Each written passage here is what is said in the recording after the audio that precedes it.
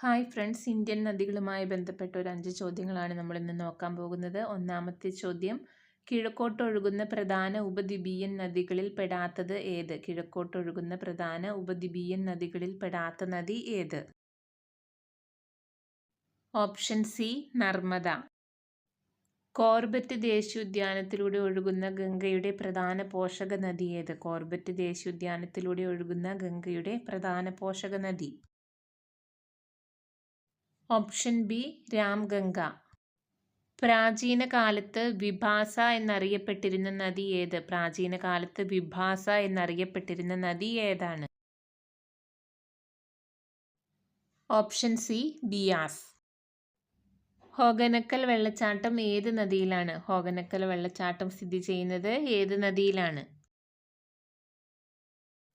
Option D, Kaveri. മധ്യപ്രദേശിന്റെ ജീവരേഖ എന്നറിയപ്പെടുന്ന നദി ഏതാണ്? മധ്യപ്രദേശിന്റെ ജീവരേഖ എന്നറിയപ്പെടുന്ന നദി. Option A, Narmada.